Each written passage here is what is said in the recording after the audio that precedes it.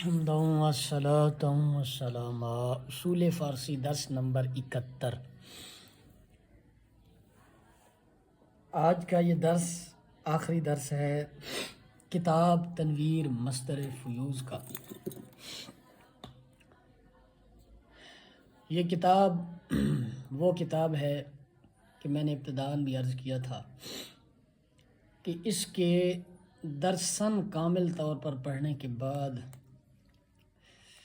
اصول فارسی میں کوئی اور کتاب اٹھانے کی گنجائش نہیں پڑتی۔ دنیا فارسی چاہے وہ مثنوی ہو یا کلیات اقبال ہو یا نثری کتابیں ہوں، الغرض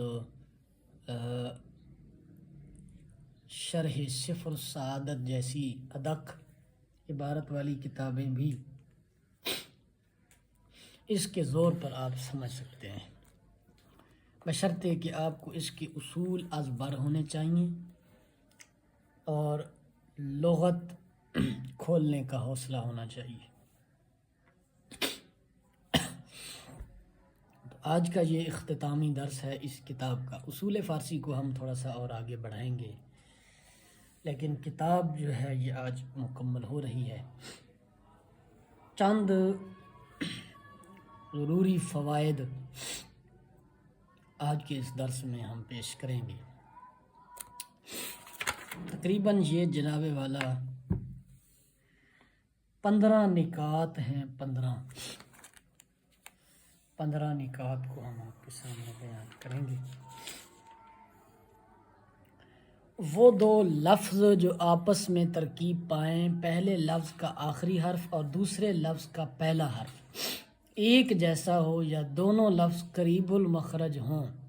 قریب المخرج یعنی ان کا مخرج قریب قریب ہو، یہ آپ مدنی قاعدہ میں بھی پڑھ چکے ہوں گے۔ تو پہلے لفظ کے آخری حرف کو حذف کرتے ہیں، جیسے نیم من کو نیمن اور سپید دیو کو سپید دیو، اور گرد دہن کو گردہن پڑھتے ہیں۔ یا کبھی پہلے حرف کو دوسرے حرف میں ادغام کرتے ہیں، جیسے شب پر، دراصل تھا شب پر، تو یہ قریب المخرج تھے، بے اور پے قریب المخرج تھے، اس وجہ سے ان کو ادغام کر دیا۔ حرف مشدد فارسی میں اصلا نہیں آیا۔ لفظ فرخ اور خرم فارسی میں بہت کم استعمال ہوتے ہیں۔ لفظ یہ کہنا چاہ رہے ہیں کہ مشدد لفظ اصلاً فارسی میں بہت سے الفاظ جو فارسی میں استعمال ہوتے ہیں وہ عربی کے ہوتے ہیں، مشدد ہوتے ہیں۔ تو اصلاً فارسی میں مشدد لفظ نہیں آیا۔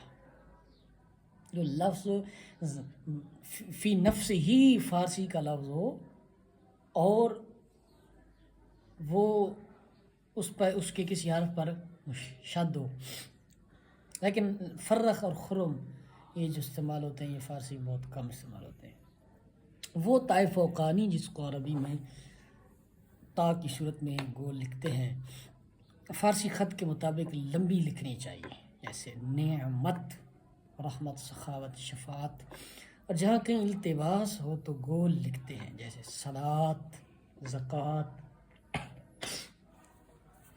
یعنی جہاں کہیں خدشہ ہو کہ اس کے ایسے لکھنے سے کوئی اور لفظ سمجھ لیا جائے گا تو اس کو اپنی اصلی حالت پر لکھنا چاہیے۔ عربی میں لفظ انشاءاللہ الف نون جدا اور شاء جدا لکھتے ہیں، جبکہ فارسی میں ملا کر لکھنا چاہیے، کیونکہ فارسی والے انشاءاللہ کو ایک کلمہ جانتے ہیں۔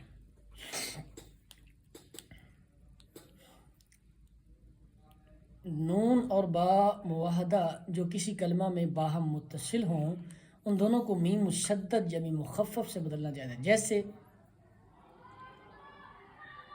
خمب سے خم شراب کا مٹکا، دمبل سے دمبل پھوڑا پھنسی،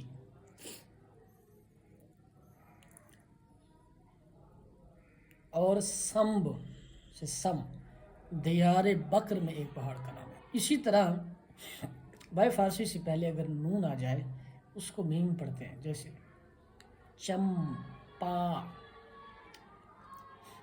بھائی فارسی سے پہلے اگر نون آ جائے اس کو میم پڑھتے ہیں.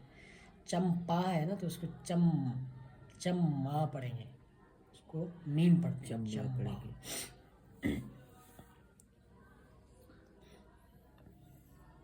لفظ او اور لفظ و انسان کے لیے مقرر ہے. جب ان لفظوں پر لفظ بر یا در آئے تو غیر انسان کی طرف راجع کرنا بھی درست ہے، اور یہ نظم میں بیشتر آتا ہے، بہت آتا ہے. بعض زائدہ ہمیشہ لفظ کے شروع میں آتی ہے، جیسے بشگافند، بنماید. جیسے عربی میں دو لفظ موضوع اور مہمل اکٹھے ہوں، اس طرح کے لفظ مہمل کا علیحدہ کوئی معنی نہ ہو. اسی طرح فارسی میں بھی ہے، جیسے تار و مار بمعنی زیر و زبر، کج مج پریشان و براگندہ. تو مہمل لفظ اکٹھے ہوئے کوئی معنی بنا، تو عربی میں بھی ایسا ہوتا ہے، فارسی میں بھی ایسا ہوتا ہے. نون جو حرف مدہ کے بعد واقع ہو اس کو غنہ پڑھنا چاہیے، یعنی اس کی آواز ناک میں لے جائیں گے. جیسے جاں، جنوں، دیں. فارسی میں اس نون کو ظاہر پڑھنا درست نہیں، بشرطے کہ اس پر کسرہ اضافی یا توصیفی نہ ہو. جیسے جان من، جنون تو، دین حق، جان عزیز، جنون خوب، دین اسلام. سمجھ آئی اس بات کی؟ دو حرف قریب المخرج یا ہم مخرج جمع ہوں، قریب المخرج یا ہم مخرج جن کا مخرج ہو یہ ایک جیسا، قریب المخرج جن کا مخرج قریب ایک جیسا ہو. اس طرح کہ پہلا حرف ساکن دوسرا متحرک ہو تو پہلے حرف کو دوسرے حرف کے ساتھ بدل کر دونوں کو آپس میں ادغام کرتے ہیں. جیسے بدتر سے بدتر، دال اور تا کا مخرج قریب تھا تو بدتر کر دیا. اور کبھی پہلے حرف کو حذف بھی کرتے ہیں، جیسے بدتر سے بدتر، اور جیسے زود تر سے زود تر، اور جیسے آب وند سے آوند، اور جیسے فرود تر سے فرود تر. اس کے بعد جی عربی میں جو بعض کلمات کے آخر میں الف ممدودہ ہے، یعنی وہ الف جس کے بعد حمزہ ہو، جیسے علماء، فضلاء. فارسی میں ان کے آخر میں حمزہ نہیں لکھنا چاہیے، لیکن اضافت میں یا مجہول کے اوپر حمزہ لکھنا چاہیے، جیسے علماء عصر، فضلاء دہر. لفظ کس انسان کے لیے مقرر ہے، اور لفظ چے اور چیز غیر انسان کے لیے ہے، یہ آپ پیچھے بھی پڑھ چکے ہیں. جس کلمہ کے شروع میں حمزہ ہو یعنی الف متحرک ہو تو وہ الف درمیانے کلام میں لفظاً ساکت ہو جاتا ہے، یعنی پڑھنے میں نہیں آتا، اور اس کی حرکت ماقبل کو دیتے ہیں، مگر اکثر وہ لکھنے میں آتا ہے، اور بعض الفاظ میں لکھنے میں بھی نہیں آتا، جیسے اوست، اقرب من، ازو، دورم، حیف. یہ انہوں نے 2 بار لکھ دیا جملہ، اس کو کاٹیں، ایک جملے کو کاٹیں. اوست، اقرب من، ازو، دورم، حیف. اس میں جو مثال دینا چاہ رہے ہیں وہ بات پیچھے کیا کی، جس کلمہ کے شروع میں حمزہ ہو یعنی الف متحرک ہو تو وہ الف درمیانے کلام میں لفظاً ساکت ہو جاتا ہے، یعنی لفظوں میں لکھنے میں نہیں آتا، یعنی پڑھنے میں نہیں آتا. لفظاً مطلب پڑھنے میں نہیں آتا، اور اس کی لکھنے میں آتا ہے، اور اس کی حرکت ماقابل کو دیتے ہیں، مگر اکثر وہ لکھنے میں آتا ہے، اور بعض الفاظ میں لکھنے میں بھی نہیں آتا. سمجھ آئی بات کی؟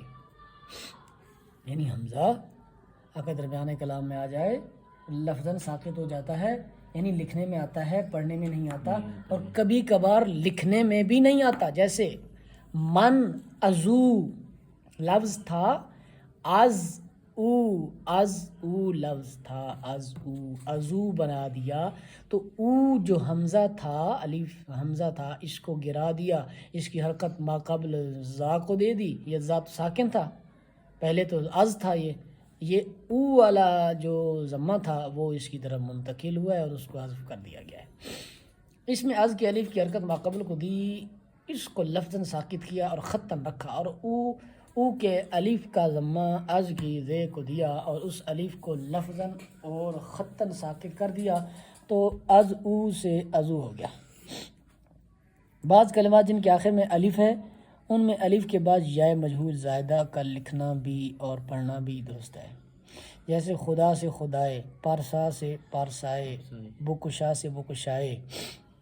فائدہ: بعض افعال ایسے ہیں جو اکثر علیحدہ استعمال نہیں ہوتے بلکہ دوسرے فعلوں کے ساتھ مل کر استعمال ہوتے ہیں۔ ان افعال کے مصادر یہ ہیں۔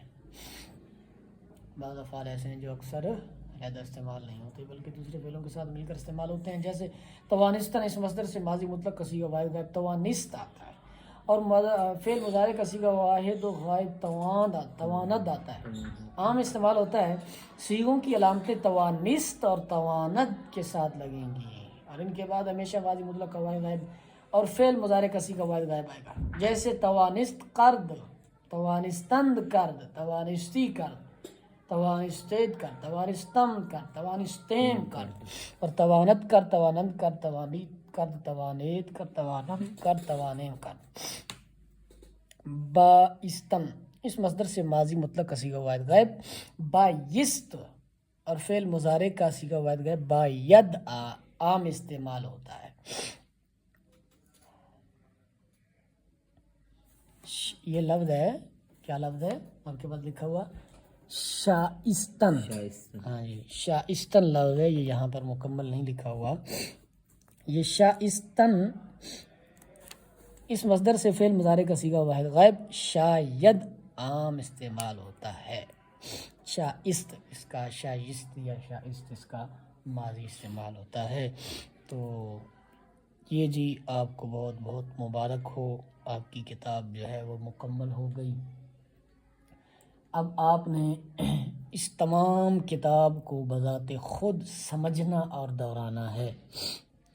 دہرانا ہے اور اس پر مشقیں کرنی ہیں اور ان کی عبارات کو سمجھنا ہے، لفظ لفظ پر آپ کو عبور ہونا چاہیے۔ آگے انشاءاللہ تعالی ہم اصول فارسی کے موضوع میں ہی کچھ درس اور ذکر کریں گے، لیکن کتاب ہماری پایہ تکمیل تک پہنچ گئی ہے۔ اس کے بعد کریمہ، نام حق وغیرہ جو مناسب ہوگا اس کو شروع کریں گے۔ تو ھذا ھو المرام، واللہ اعلم بحقیقت الکلام۔